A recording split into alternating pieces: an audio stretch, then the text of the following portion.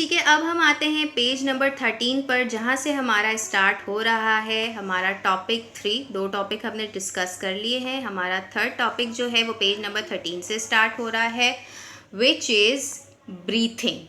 ठीक है, कि सांस लेना क्या है। अब रिस्पायरेशन में जो है वो 2 प्रोसेस इन्वॉल्व होते हैं, एक है ब्रीथिंग और एक है गैशियस एक्सचेंज। गैशियस एक्सचेंज को हम अभी डिस्कस नहीं कर रहे, अभी हम डिस्कस करेंगे ब्रीथिंग को। जैसा कि आप सब जानते हैं कि अगर आपसे ये पूछा जाए कि आप ग़िज़ा और पानी के बग़ैर एक दिन गुजार सकते हैं, तो हमारा आंसर यही होगा कि बिल्कुल हम गुजार सकते हैं, 1-2 दिन पानी और ग़िज़ा के बग़ैर गुजारे जा सकते हैं। लेकिन अगर ये पूछा जाए कि सांस लिए बग़ैर थोड़ा सा वक्त भी आप जो है वो गुजार सकते हैं, तो आपका आंसर जो है वो ना में ही होना चाहिए। इसीलिए क्योंकि सांस जो है वो अगर हम थोड़ी देर के लिए भी बंद करते हैं, सांस लेना बंद कर देते हैं, या हमें ऑक्सीजन प्रोवाइड नहीं होता, तो हम जो है वो सर्वाइव नहीं कर पाते हैं। ये हमारे जो है हमारे लिए ये एक फैक्ट है कि सांस लेना हमारे लिए सबसे मोस्ट इम्पॉर्टेंट थिंग है। ये थोड़ी देर भी बंद हो गया तो हम मर जाएंगे, लेकिन पानी और ग़िज़ा के बग़ैर हम 1-2 दिन गुजारा कर सकते हैं। जैसे कि आपने फिगर 1.7 में भी ये ऑब्ज़र्व किया होगा कि हम जो सांस लेते हैं वो किसके ज़रिए लेते हैं, अपने रेस्पिरेटरी सिस्टम के ज़रिए लेते हैं। और आपने उस फिगर में ये भी देखा होगा कि जो मेन ऑर्गन्स है रेस्पिरेटरी सिस्टम के, जिनके ज़रिए जो है हमारी बॉडी के अंदर ऑक्सीजन जा रहा है, वो तमाम आपने उस फिगर में देख लिए होंगे। अब ये वो ऑर्गन्स हैं जो कि पॉसिबल बनाते हैं कि हमारी बॉडी जो है वो ब्रीथिंग का जो फंक्शन है वो पॉसिबल बना सके। अब यहाँ पर हमारे पास 3 इम्पॉर्टेंट पार्ट्स है। ये 3 इम्पॉर्टेंट पार्ट्स जो हैं वो पॉसिबल बनाते हैं हमारे ब्रीथिंग फंक्शन को, जिसमें सबसे पहला है हमारा रिब केज।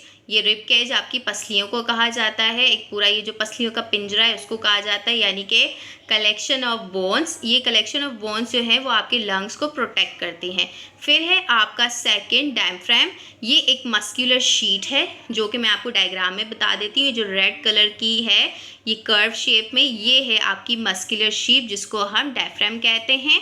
थर्ड है आपका थोरेसिक कैविटी और चेस्ट कैविटी, ये आपके रेस्पिरेटरी सिस्टम को प्रोटेक्ट करती है। अब ब्रीथिंग क्या है? ब्रीथिंग जो है वो एक फिज़िकल प्रोसेस है जिसमें जो है ऑक्सीजन आपकी बॉडी अंदर लेती है और कार्बन डाइऑक्साइड आपकी बॉडी जो है वो बाहर करती है। जैसे आप सबको पता है कि हम ह्यूमन बीइंग्स ऑक्सीजन इनहेल करते हैं और कार्बन डाइऑक्साइड को एक्सहेल करते हैं। ठीक है, अब हमने ये 3 इम्पॉर्टेंट पार्ट्स पढ़े जो कि ब्रीथिंग को पॉसिबल बनाते, ब्रीथिंग फंक्शन को पॉसिबल बनाते हैं। फिर हमने ब्रीथिंग के बारे में पढ़ा। अब हम पढ़ेंगे कि ब्रीथिंग को कौन से 2 प्रोसेस रिक्वायर होते हैं। सबसे पहला है the taking in of oxygen, यानी कि जो ऑक्सीजन हम बॉडी के अंदर लेते हैं उसको हम कहते हैं इनहेलेशन। ठीक है, और जो कार्बन डाइऑक्साइड हम अपनी बॉडी से बाहर करते हैं उसे हम कहते हैं एक्सहेलेशन। ठीक है, ये 2 प्रोसेस ब्रीथिंग के लिए रिक्वायर होते हैं। इनहेलेशन मीन्स ऑक्सीजन इन करना और एक्सहेलेशन मीन्स कार्बन डाइऑक्साइड को आउट करना अपनी बॉडी से। ये 2 डायग्राम्स आप देख रहे हैं। इन 2 डायग्राम्स में आपको मैं ये एक्सप्लेन कर लूँ कि जब आप ऑक्सीजन अपनी बॉडी के अंदर लेते हो तो आपका ये जो रिब केज का एरिया है, ये जो आपका डायफ्राम का एरिया है, ये क्या हो जाता है, इनलार्ज हो जाता है। ठीक है, ये क्या हो जाता है, फ्लैटन हो जाता है आपका ये डायफ्राम और इनलार्ज हो जाता है। ठीक है, क्योंकि क्या हो रहा होता है कि आप जो है वो ऑक्सीजन को डाउनवर्ड में ला रहे होते हो अपनी बॉडी के अंदर, और इसी तरीके से जब आप ब्रीथ आउट कर रहे होते हो, यानी कि एक्सहेलेशन कर रहे होते हो, कार्बन डाइऑक्साइड को बाहर निकाल रहे होते हो, तो ये जो डायफ्राम है ये क्या हो जाता है, साइज़ में डिक्रीज़ हो जाता है। क्यों? क्योंकि अब क्या है कि आपका जो ये कार्बन डाइऑक्साइड है वो यहाँ से आपकी बॉडी से बाहर जा रहा होता है। यहाँ पर रिब्स आपकी क्या कर रही होती है, मूव आउट कर रही होती हैं, और यहाँ पर आपकी रिब्स मूव बैक कर रही होती है, यानी कि यहाँ पर इनलार्ज हो जाती हैं, थोड़ी सी यूँ खुल जाती हैं, और यहाँ पर आपकी रिब्स जो हैं आपकी बर्न यानी कि मूव बैक, दोबारा से थोड़ी सी सिकुड़ जाती हैं, क्योंकि इसमें हम सांस अंदर की तरफ ले रहे हैं। अगर आप ये प्रैक्टिकली अभी भी करोगे, आप सांस को ये अंदर की तरफ लो, तो आपका जो ये बॉडी का वो हिस्सा जो है सेंटर का, वो थोड़ा सा यूँ खुलता है कि आप सांस को अंदर ले रहे हो। जब आप सांस को बाहर की तरफ ले रहे होते हो तो बॉडी का जो हिस्सा है आपका, वो मेन जगह जो लंग्स पार्ट या रिब केज पार्ट, तो वह आपने देखोगे कि वो यूं अंदर की तरफ हो रहा होता है, डिक्रीज हो रहा होता है उसका साइज। तो ये दोनों कब होते हैं? जब आप ब्रीथ इन करते हो तो आपका body size, rib cage size, diaphragm क्या है वो इनलार्ज होता है। जब ब्रीथ आउट करते हो तो डायफ्राम, रिब केज ये जो है वो साइज में थोड़ा डिक्रीज होता है। दो प्रोसेस हैं ब्रीथिंग के, ठीक है, इनहेलेशन और एक्सहेलेशन। आपको जो है आई होप ब्रीथिंग प्रोसेस भी समझ आ गया होगा, डिसऑर्डर ऑफ डाइजेशन भी समझ आ गया होगा, इसके अलावा रिस्पायरेटरी सिस्टम भी समझ आ गया होगा।